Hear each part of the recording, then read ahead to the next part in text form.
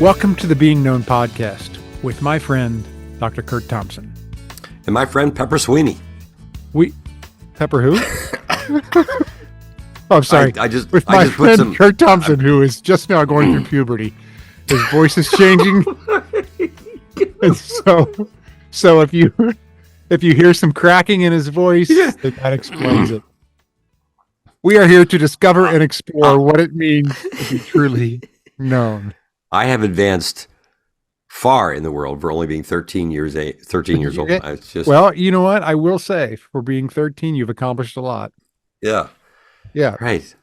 I just stuck some gravel in the back of my throat. And listen, folks, as you hopefully know already, this season we are going through Dr. Curt Thompson's latest book, The Deepest Place, Suffering and the Formation of Hope. We have made it through the first 4 chapters, and today we are venturing into chapter 5, which is titled Suffering, the Story of the Present Age. Curt, I just want to say that I love, reading the book is one thing, but then getting the chance to talk to you about it and hear you talk about it just takes it to another level for me, and I'm sure for our listeners as well. So thank you for this time that you're giving us. Well, thank you. It's a pleasure. It's a pleasure to do it. We're now kind of setting our sights on the target, this notion of suffering, and in this conversation, we're going to, address that more directly. And in the text that we're reading from Romans chapter 5, we get to this part of Paul's writing where he has just come from saying, "We boast in the hope of the glory of God." And then he says, not only so, but we also glory in our sufferings. And, we like to say that it's the Christian story that is the only story in the world that actually honors suffering. It does not glorify it. It does not worship it. It does not say it's a good thing, but it honors it. And it honors it for what God does to use it and also to transform it along the way. And in today's episode, we're going to spend some time talking about Wendy and Kent, 2 folks that we've come to know that I write about in this chapter. Wendy was a woman who had come to our practice after having done a lot of hard work already in her life, overcoming both an opiate addiction and then working through an addiction to food practices. There was a certain sense in which she had food behavior that were really challenging for her. And she came to see me when she had already been in some recovery work with these 2 features. And it was in the course of beginning to do work with me that she also began to reveal another addiction that came to light and something that nobody else really knew about. She was someone who, in the course of her life growing up, her parents had been at odds with each other a great deal, so much so that her older sister had left home and had never kind of had much contact with her parents after that.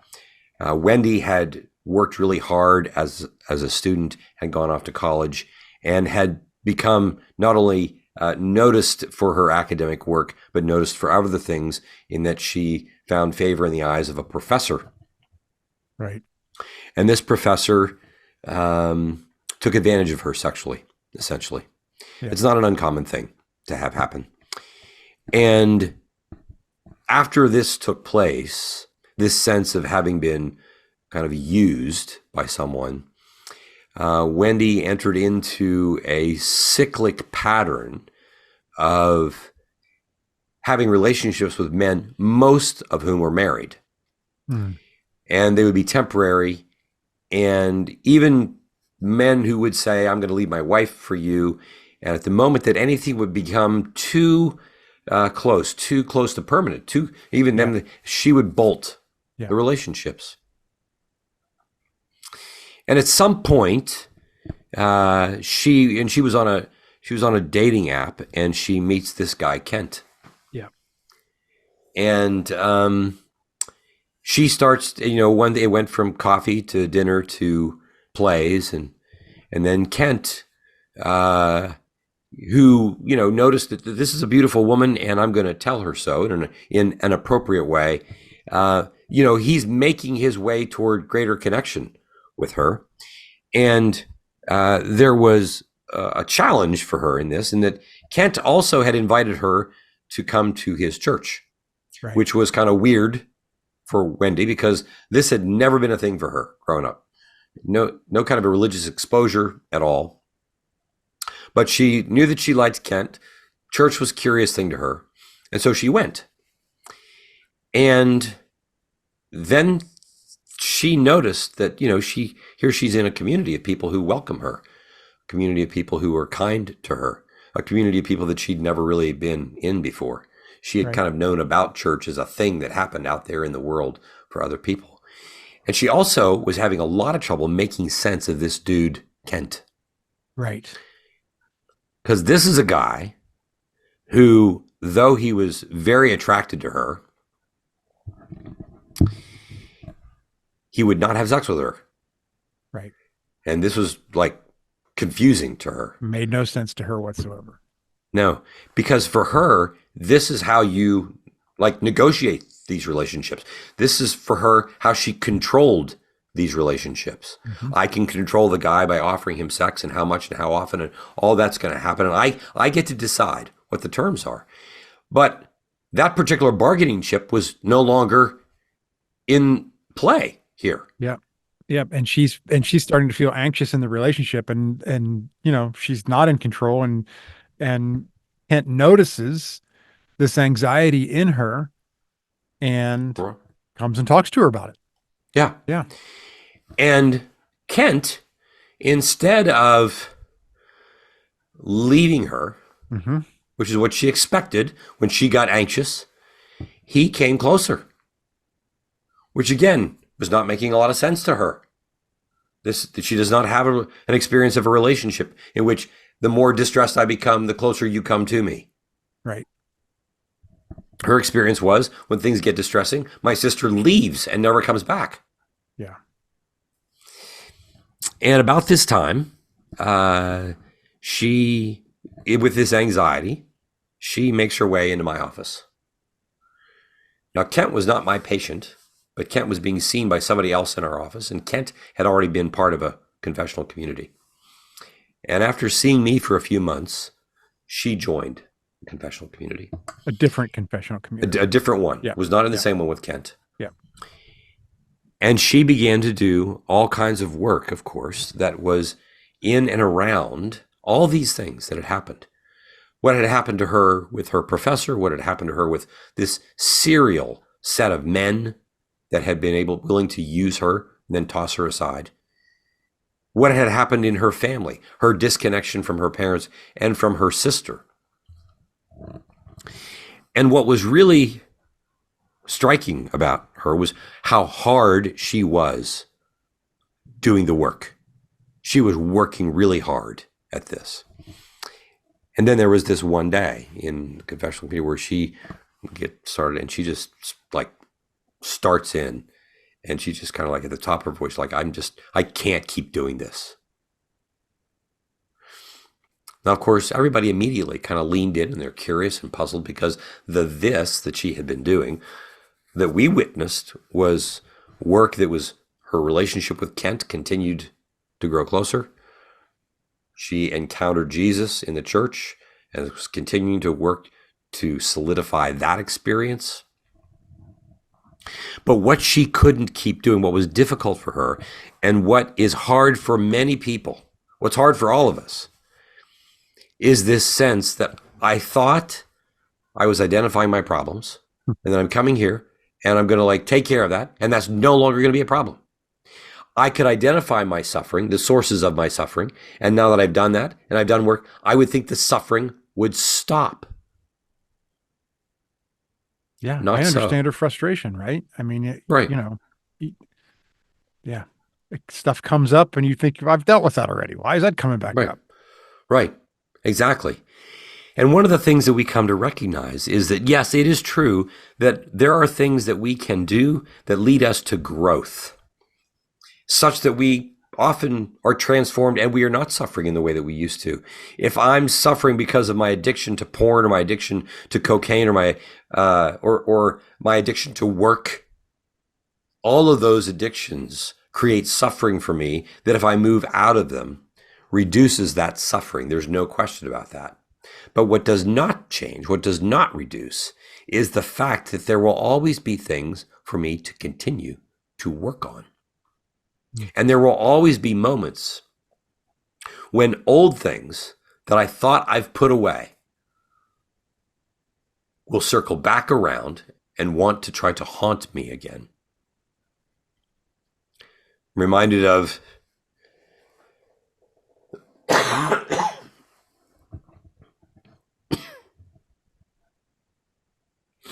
those patients who have worked really hard for many years, only to realize that they are still in families where they have parents who continue to behave badly and continue to poke the bear, who continue to go back and try to rip off the scab of the wound, go back and continue to be difficult. There's a certain suffering that comes. We think about the character of Eustace in Voyage of the Dawn Treader, who comes to the pool, and Aslan comes and he starts to peel off these layers of scales, and it's a painful process. And it's not just one layer of scales, multiple layers of this. And so we come to find that this notion of I can't keep doing this is a phrase that sometimes, if we're serious enough about doing the work of following Jesus and leaving behind our old selves, this is a phrase that we may occasionally come back around to if we are taking our work seriously, just as Wendy was taking her work seriously, but thinking that somehow I'm going to get to a point where suffering is no longer going to be a thing for me in any way, shape, or form. And what we come to find out is that the more seriously we take the gospel, the more seriously we take this notion that God is turning us into these bright lights, into these outposts of beauty and goodness, the more evil will resist us, and the more we will have to push against the darkness. It may not be the same thing in the same degree, but there will be things within me that I will continue to have to deal with. And this suffering then is what we're now going to turn directly into address. This is what Wendy was having to contend with. She had experienced suffering in the number of different ways that we're going to talk about. And what she was hoping for, of course, was that it could just go away. Something that we discover is that to be human means that's not going to happen anytime soon. Yeah. Right. And it's the one thing that so many of us want. Oh. Just make it stop. Right. Right. I mean, I wrote, I think in the opening pages, like, I think I would only want to read a book about suffering if it would tell me how I will not have to do it after, there will come a point where I won't have to do it anymore. Right. So what we see then through Wendy's story is that suffering is not a defining quality of life, but it is a way of life. It does not define us, but it is something that if we take our lives seriously, we will discover is going to be present. If you're human, suffering is what happens. It's also something that I will do just about anything to avoid. I will create all kinds of opportunities for myself to avoid it. I create all kinds of idols, whether it's the food that I eat, whether it's the coffee that I must have with the certain ingredients that I want to have every day. If it's the routine that I like to have, whatever my idols are, if it's my privately held grudge about certain people, that keeps me from my suffering. But there may also be other things that we suffer with that we just can't avoid. We can have medical things that are happening to us. We can have physical things that are happening to us. We can have things that have happened. This is a public event. We know about this. Our pastor and his wife and their daughter lost their son to suicide this past year. That's not going away. Mm-mm. Right? These are not things that go away, even though I try to do things to avoid it. Sometimes I find all kinds of questions to ask to avoid it. Why did my son not come home from Iraq? How did that happen? Why did he do that? All the questions that we ask are really ways for me to avoid the feeling, the emotional state of my suffering. I want to avoid it just as we've been doing from the beginning. There is a passage in Jeremiah chapter 6, verse 16, where we hear the text read, "Thus says the Lord, stand at the crossroads and look. Ask for the ancient paths and where the good way lies, and walk in it, and you will find rest for your souls." But they said, "We will not walk in it." This sense that to look at the ancient paths, to understand, what does wisdom teach us about suffering? What does it mean for us to look suffering square in the eye, not to avoid it, not to run away? But no, it's not me. I'm not going to walk in that path. I'm going to do what I can to turn away from it. But then what I discover is that turning away from my suffering, somewhat counterintuitively, is really me turning away from God. Because that's where God takes up residence. Jesus is waiting for us in the rooms of our suffering. Jesus wants us to be hospitable to it. Jesus wants to be with us and explore our relationship with it, explore its nature, explore what the stories are that we're telling about ourselves that are all contained within that suffering. There's some features about suffering that are common. One of those features is that ultimately we are people who are anxious because of our terror of abandonment. And at the root of all suffering is this sense that we are going to experience what God said on the second page of the Bible was not good for us. It's not good for the man to be alone. Suffering is not just about my pain. Suffering is about my sense of experiencing pain in isolation by myself. I use a couple of different domains of integration. From the world of interpersonal neurobiology, we like to talk about these domains of integration, and suffering has a couple of different ways in which it occupies that. One has to do with what we call the temporal domain, the notion that I can tell time the way that I do. The fact that I'm aware, not just that I'm in pain, but that I can imagine tomorrow and the next week and the next month that I might still be in pain is what adds to my suffering, how I tell time, like no other creature does. In addition, into this temporal domain, we add this narrative domain, the fact that I tell stories about what it's like for me a week from now and a month from now, when my pain hasn't changed. And so these two domains, as humans, have us experiencing this thing we call suffering like no other creature does, because we can tell stories about it over the time that we imagine that's coming in the future, which only adds to how problematic it is. We like to talk about a definition of suffering. Many clinicians, and when you look at research on this, will say that there is pain, which is any distress that we experience physically, emotionally, psychologically. But pain experienced over time and our response to it is really what we are talking about when we talk about suffering. Suffering is our response to pain over time. But that response is deeply shaped by the time that I imagine and the story that I tell about it. We also like to talk about suffering as something that we experience generally in three different ways. There are three different categories, but we also say that these categories are ones of source contingency. Suffering is source contingent. And what does that mean? That means that it depends. To be contingent on something is to be dependent upon something. It's contingent upon these three categories. And one category is we suffer because of things that have happened to us. Right. Wendy had an experience in her family that she didn't ask for.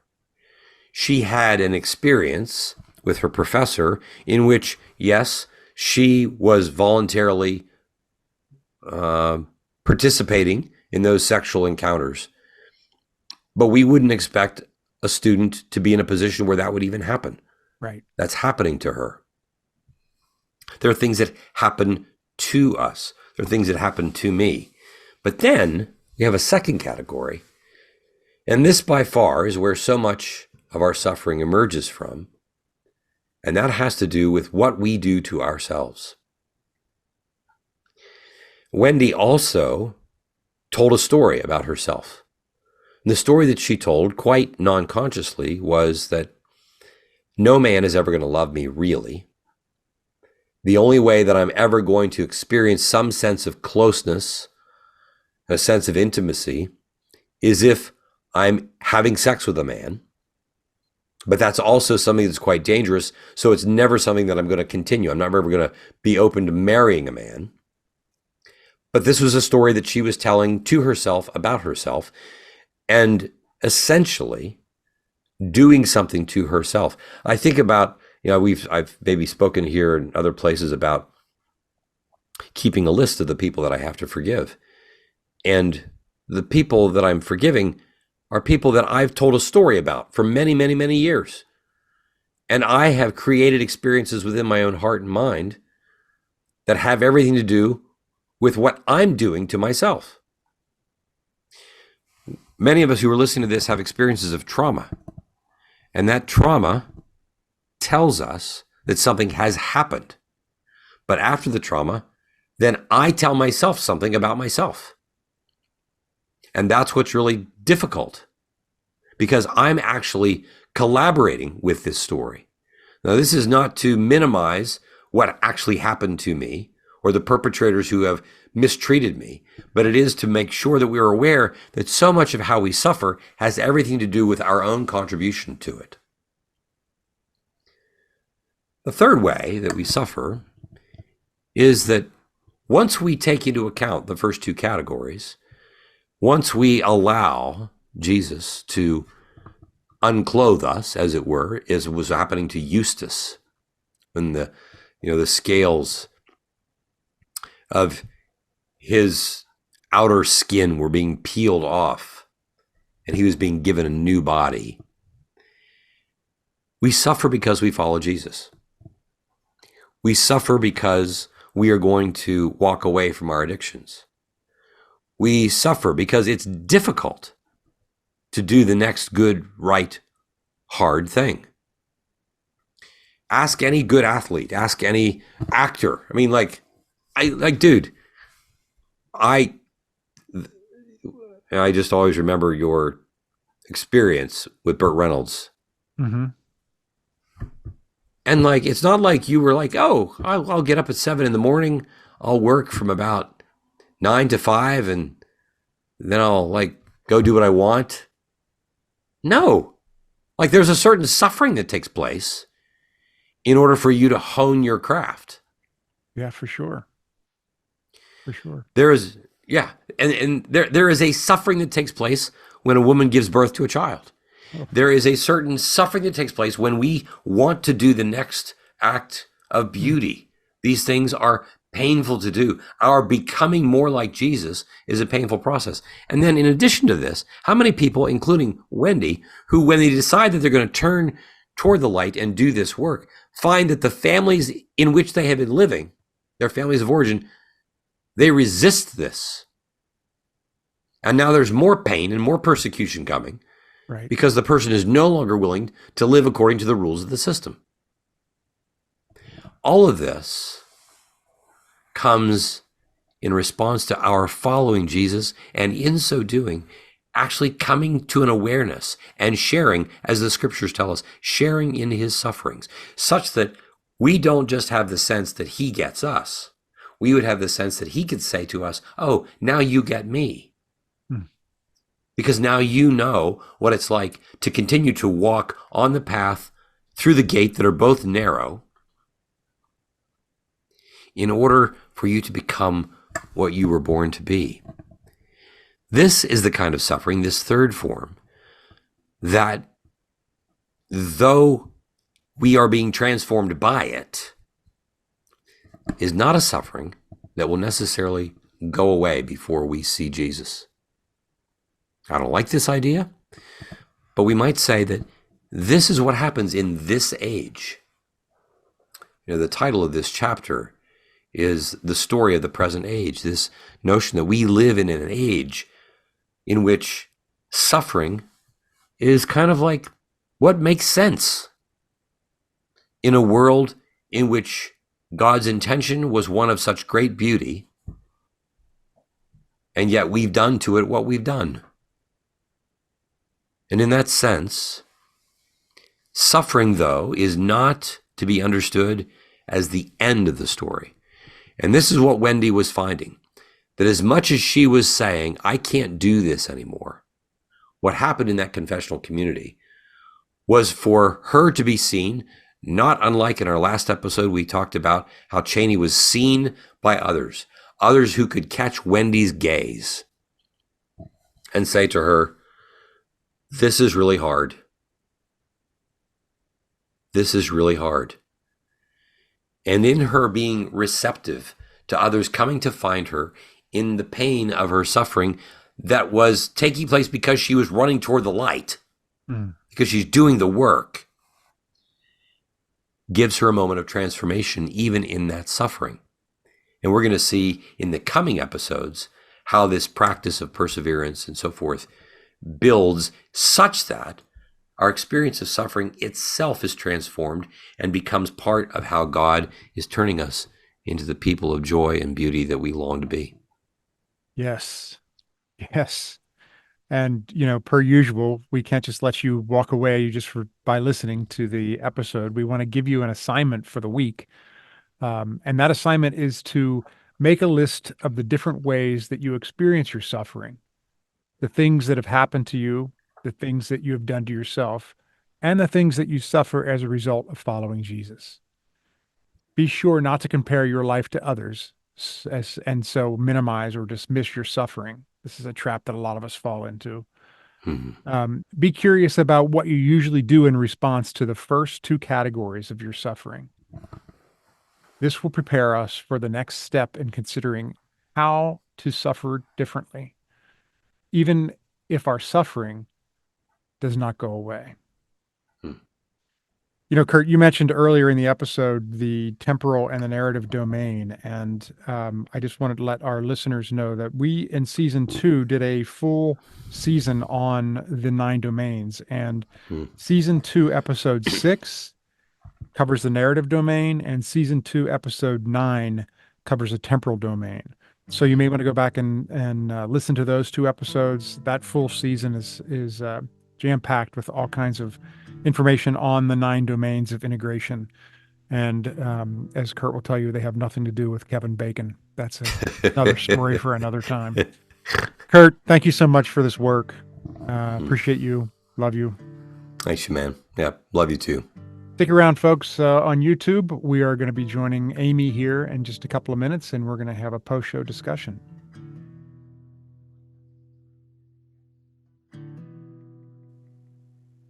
Amy Cella. Amy Cella. Amy Cella. So good. Okay. The stories we tell. It hits me, and I love the structure, Curt, that of the suffering that was done to us, the suffering that we have done, and then the suffering in living in the now and the not yet. And like when you were talking about Wendy and the stories she tells, like we're living in our stories, whether we know what those stories are or not. And I think being hospitable, these things have to be done in such, like practicing them, engaging them in as much as we are able. But like being hospitable to the suffering, and we can't do it alone. Like invite your friends into this party. But as we're hospitable to it, to know our stories better, we have to acknowledge the suffering that was done to us. And like you say, Curt, you say, like, many of us are like, why bring up the old stuff? Why bring all that, but let that resurface? But it's like it all builds on each other, because then when we know our stories more accurately and we know our coping skills, then that third suffering comes from turning away from those coping skills, which those coping skills are, those grooves are die hard, right? Like they're, they're tough. They're really tough, which is why this is why community is such a big deal. Because as difficult as it is for us to turn away from those coping strategies, we need people who can say, yep, this is hard. Let's do this again. Let's keep trying again. Right. Let's keep trying again. Because is it serving you well? Like, no, I don't think that's serving me well. Right. Yeah. It's like when I talked to you guys about this before, Bono talking about the band. You know, without the band, you know, he talks about how he always felt like Prince was the single greatest pop writer of all time, but he didn't have anybody pushing back on him. Didn't have anybody to bounce things off of. It was just all him. So he would have 2 songs that were genius and 30 songs that were just kind of, and put them all out there and juxtapose that to, he's like, you know, he talked about this because the question was asked, have you ever thought of leaving the band? And, you know, these guys knew each other for so long, so much of their lives, but he's like, that's what has made us great, is this pushing back on each other and this, you know, Yeah, pushing back. And it's so, like, we live in such a world where it's so kind of dichotomous. Like, if I have to push back, that means that we can't be together. If we disagree, we can't be together. Right. So it's pushing back, you know, while being committed to staying in the room. Right. Yeah. Right. Because I mean, the parts of me, you know, my story is that,